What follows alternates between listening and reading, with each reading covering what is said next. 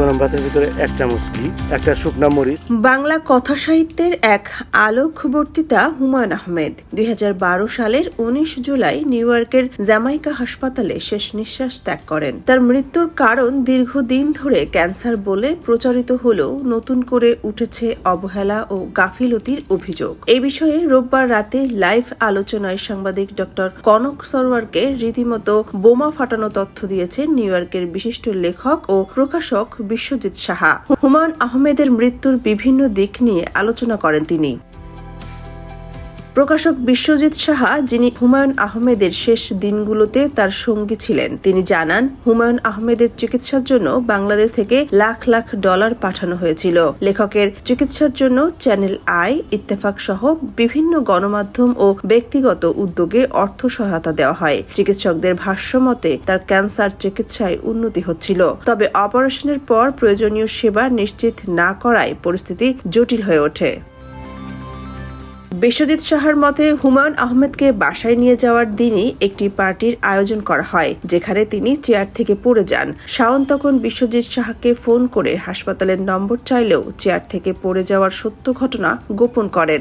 ঘটনার একদিন পর হুমায়ূন আহমেদকে হাসপাতালে নেওয়া হয়, এমনকি হাসপাতালেও তার পড়ে যাওয়ার বিষয়টি লুকানো হয়। পরে গিয়ে তার সেলাই খুলে যায় এবং অতিরিক্ত রক্তক্ষরণ হয়, যা পরিস্থিতিকে আরো সংকটময় করে তোলে। অপারেশনের পর হাসপাতালে থাকার প্রয়োজন থাকলেও তাকে আগে ভাগে ছাড়িয়ে আনা হয়, যা মারাত্মক ভুল ছিল বলে অভিযোগ করা হয়।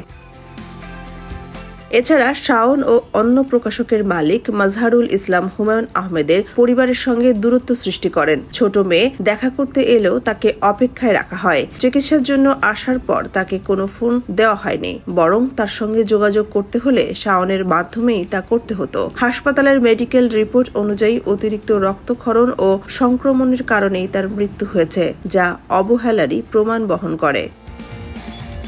হুমায়ূন আহমেদের মৃত্যুর পর পাওয়া জামাইকা হাসপাতালের রিপোর্ট অনুযায়ী অতিরিক্ত ব্লিডিং ও সংক্রমণের কারণে মৃত্যু হয়েছে। যদিও প্রচলিত ধারণা ছিল তিনি ক্যান্সারে মারা গেছেন, তবে এই রিপোর্ট অন্য বাস্তবতা তুলে ধরে। বিশ্বজিৎ সাহা বলেন, যদি এই মেডিকেল রিপোর্ট না থাকতো তাহলে তার মৃত্যু শুধুমাত্র ক্যান্সারের কারণে হয়েছে বলে প্রচার করা হতো।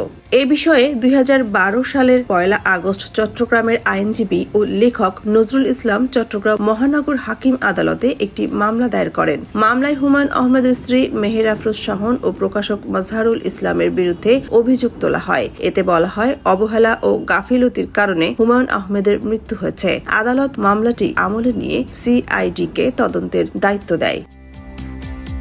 মামলার অভিযোগ অনুযায়ী ক্যান্সারে আক্রান্ত হুমায়ূন আহমেদকে 2012 সালের 17 জুলাই অপারেশনের পর বাসায় ফিরিয়ে নেওয়া হয়, যেখানে তিনি চেয়ারে পড়ে গিয়ে গুরুতর আহত হন। কিন্তু তাকে প্রখ্যাত বেলভিউ হাসপাতালে নেওয়া না হয়ে পরদিন অখ্যাত জামাইকা হাসপাতালে ভর্তি করা হয়। অভিযোগে বলা হয়, শাওন ও মাজহার হাসপাতাল কর্তৃপক্ষের কাছে চেয়ারে পড়ে যাওয়ার তথ্য গোপন করেন, যার ফলে চিকিৎসা যথাযথভাবে হয়নি। মামলায় আরো উল্লেখ করা হয় যে অপারেশনের পর 12 জুলাই শাওন ও মাজহার বাসায় একটি পার্টির আয়োজন করেন, যেখানে ক্যান্সার আক্রান্ত হুমায়ূন আহমেদকে মাংস ও পানীয় গ্রহণে বাধ্য করা হয়। অপারেশনের সময় শাওন ও মাজহার 2 ঘন্টা হাসপাতালে না থেকে অজ্ঞাত স্থানে ছিলেন এবং অর্থাভাবে চিকিৎসা বিলম্বিত করার কথা প্রচার করেন, যদিও প্রধানমন্ত্রী শেখ হাসিনার চিকিৎসার জন্য $10,000 চেক দেন। সোনিয়া খান, খবর সংযোগ।